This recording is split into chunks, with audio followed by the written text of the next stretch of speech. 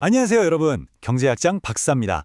오늘 우리가 함께 떠나볼 여행의 주제는 바로 우리 지갑 속에 또 스마트폰 속에 늘 함께하는 돈, 즉 화폐에 대한 아주 흥미진진한 이야기입니다. 반갑습니다. 오늘 여러분과 함께 이 돈의 역사를 처음부터 끝까지 파헤쳐 볼 텐데요. 자, 한번 생각해 보세요. 우리가 매일 쓰는 이 돈, 과연 어디로부터 어떻게 시작되었을까요? 오늘 그 모든 궁금증을 저와 함께 풀어보는 시간을 갖도록 하겠습니다. 사실 화폐의 역사를 아는 건요, 그냥 옛날 이야기를 듣는 게 아니에요. 이건 우리가 앞으로 공부할 화폐 금융론 전체를 꿰뚫는 가장 기본이면서도 가장 중요한 첫걸음입니다. 이 첫 단추를 잘 꿰어야 앞으로 펼쳐질 복잡한 금융세계의 흐름을 제대로 읽어낼 수 있거든요. 자, 그럼 오늘 우리의 여정 한번 살펴볼까요? 먼저 돈이 없던 시절 물물교환의 불편함에서 시작해서요. 상품과 금속이 돈의 역할을 했던 시대를 지나 종이와 신용의 시대로, 그리고 마침내 보이지 않는 돈, 전자화폐까지 이 모든 과정을 통해 경제를 읽는 힘을 어떻게 기를 수 있는지도 함께 알아보겠습니다. 준비되셨죠? 모든 이야기의 시작은 아주 먼 옛날, 돈이 아예 없던 시절로 거슬러 올라갑니다. 각자 필요한 걸 직접 만들어 쓰던 자급자족 시대가 끝나고 인류 최초의 거래 방식인 물물교환이 등장하게 되죠. 근데 이 물물교환, 생각보다 엄청나게 불편했어요. 왜 그랬을까요? 바로 이 욕망의 이중적 일치라는 문제 때문입니다. 이게 뭐냐면요. 제가 만약에 사과를 가지고 있고 바나나를 원한다고 해볼게요. 그럼 거래가 되려면 바나나를 가진 사람이 때마침 제 사과를 딱 원해야만 하는 거예요. 와, 이 조건이 맞아떨어지는 사람을 찾는 게 얼마나 힘들었겠어요. 정말 하늘의 별 따기였겠죠. 그래서 인류는 이 말도 안 되는 비효율을 어떻게든 해결해야만 했습니다. 그리고 바로 그 고민의 과정에서 인류 최초의 화폐라는 위대한 발명품이 탄생하게 됩니다. 여기 타임라인을 한번 보세요. 화폐가 어떻게 진화해 왔는지 한눈에 쫙 보이죠?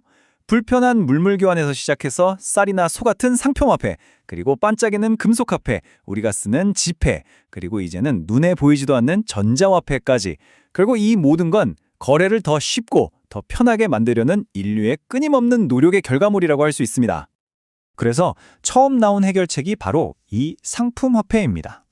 쌀이나 옷감, 소금처럼 그 당시 사람들이 다들 가치 있다고 생각하고 자주 교환하던 물건들이 자연스럽게 돈의 역할을 하게 된 거죠. 근데 이것도 문제가 많았어요. 생각해보세요. 소 한 마리를 끌고 다니면서 빵 하나 사 먹을 순 없잖아요. 썩기도 하고 무겁고 나누기도 힘들고 한계가 명확했죠. 바로 이런 문제들을 해결하기 위해 등장한 것이 바로 금이나 은 같은 금속 화폐였습니다. 이건 썩지도 않고 작게 만들어서 들고 다니기도 편하고 무엇보다 누가 봐도 귀한 거니까 가치가 있었죠. 그런데 여기서 또 아주 재미있는 문제가 생겨납니다. 바로 좋은 돈과 나쁜 돈이 시장에 함께 돌아다니기 시작한 거예요. 여기서 좋은 돈은 금 함량이 높은 진짜 배기 동전이고, 나쁜 돈은 오래 써서 달았거나 아니면 일부러 가장자리를 깎아내서 금을 빼돌린 가짜 배기 동전인 거죠. 바로 이 상황에서 그 유명한 그레샴의 법칙이 탄생합니다. 악화가 양화를 구축한다. 이게 무슨 말이냐면 나쁜 돈이 좋은 돈을 쫓아낸다는 뜻이에요. 여러분 같으면 어떡하겠어요? 당연히 가치 있는 진짜 금화는 집에 꽁꽁 숨겨두고 시장에서는 달아빠진 나쁜 돈만 쓰려고 하겠죠. 그러다 보니 결국 시장에는 나쁜 돈만 돌아다니게 되는 현상이 나타난 겁니다. 자, 그럼 이제 화폐 역사의 다음 단계로 넘어가 볼까요? 무거운 금속의 문제를 해결한 이 새로운 혁신은 눈에 보이지 않는 신뢰라는 가치를 기반으로 만들어졌습니다. 우리가 아는 지폐는요, 처음엔 금세공업자들이 금을 맡아주고 써준 금 보관증에 불과했어요. 이 종이 가져오면 언제든 금으로 바꿔드림 하는 약속의 증표였죠. 그런데 시간이 지나면서 사람들은 굳이 금으로 바꾸지 않고 이 종이 자체를 그냥 쓰기 시작했어요. 그리고 마침내 국가가 나서서 이 종이는 우리가 그 가치를 보증한다 라고 선언하면서 금과는 상관없이 오직 믿음만으로 통용되는 오늘날의 돈이 된 겁니다. 그리고 바로 이 시기에 현대 금융의 심장이라고 할 수 있는 부분준비제도라는 개념이 탄생합니다. 은행이 어차피 모든 사람이 한꺼번에 돈을 다 찾아가진 않겠지라는 생각으로 예금받은 돈의 일부만 남겨두고 나머지는 대출을 해주는 거예요. 바로 이 간단한 아이디어가 은행이 돈을 불리는, 즉 신용창조의 핵심 원리가 됩니다. 은행 시스템이 발전하면서 우리는 이제 현금 뭉치가 아니라 통장 속 숫자로 돈을 주고받게 됐죠. 바로 예금 화폐의 시대가 열린 겁니다. 수표를 쓰거나 계좌이체를 하는 식으로요.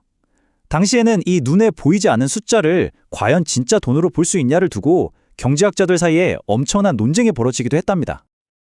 자, 이제 드디어 우리가 살고 있는 시대로 넘어왔습니다. 돈이 점점 더 실물 없이 그저 데이터로만 존재하는 디지털 시대로의 대전환이죠. 이 전자화폐는 크게 두 가지로 나눠볼 수 있어요. 여기 표에서 보시는 것처럼 하나는 우리 교통카드처럼 카드 안에 IC칩에 돈의 가치를 저장해서 오프라인에서 쓰는 방식이고요. 다른 하나는 스마트폰 앱에 있는 전자지갑처럼 인터넷을 통해 온라인으로 결제하는 네트워크형 방식입니다. 우리가 쓰는 대부분의 페이 서비스들이 여기에 해당하죠. 근데 여기서 진짜 중요한 걸 하나 짚고 넘어가야 해요. 우리가 지금까지 말한 전자화폐랑 여러분이 아는 비트코인 같은 디지털 화폐는 완전히 다른 개념입니다. 전자화폐는 우리나라 원화를 디지털로 바꿔놓은 것뿐이지만 비트코인 같은 암호화폐는 아예 국가나 중앙은행의 통제를 받지 않는 새로운 종류의 자산이라는 점에서 근본적인 차이가 있어요. 이건 꼭 기억해 두세요. 자, 이렇게 인류의 역사와 함께 해온 돈의 대장정을 함께 따라와 봤습니다. 그럼 이 길고 긴 이야기를 아는 것이 왜 우리에게 세상을 보는 강력한 힘을 주는지 한번 정리해 볼까요? 오늘 여정을 통해 우리는 화폐의 진화를 한눈에 봤습니다. 물물 교환의 불편함을 해결하기 위한 조개 껍데기에서 시작해서 금속으로 그리고 보이지 않는 신뢰를 기반으로 한 종이로 이제는 아예 형태가 없는 디지털 데이터로 진화했죠. 이 모든 역사를 관통하는 핵심 키워드는 단 하나입니다. 바로 거래 비용을 줄이려는 인류의 끊임없는 노력, 그것이 바로 화폐 진화의 원동력이었던 겁니다. 많은 학생들이 화폐 금융론을 그저 어렵고 복잡한 과목이라고 생각해요. 하지만 절대 그렇지 않습니다. 이건 복잡한 공식을 외우는 학문이 아니에요. 우리가 사는 이 세상이 어떤 원리로 돌아가는지 그 근본을 꿰뚫어 볼 수 있는 새로운 안경을 쓰는 것과 같아요. 마지막으로 이 말씀을 꼭 드리고 싶습니다.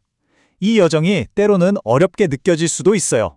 하지만 그 작은 고비만 넘으면 세상을 훨씬 더 깊고 넓게 이해하는 즐거움을 분명히 느끼실 수 있을 겁니다. 저 경제학 장 박사가 앞으로도 여러분 곁에서 함께 할 테니까요. 아무 걱정 말고 힘내서 따라오세요. 오늘 설명은 여기까지입니다. 마지막으로 여러분께 질문 하나 던지면서 마무리할게요. 물물 교환의 불편함에서 시작된 화폐의 진화, 과연 그 다음 단계는 어떤 문제를 해결하기 위한 모습으로 나타나게 될까요? 여러분이 상상하는 미래의 돈은 어떤 모습인가요?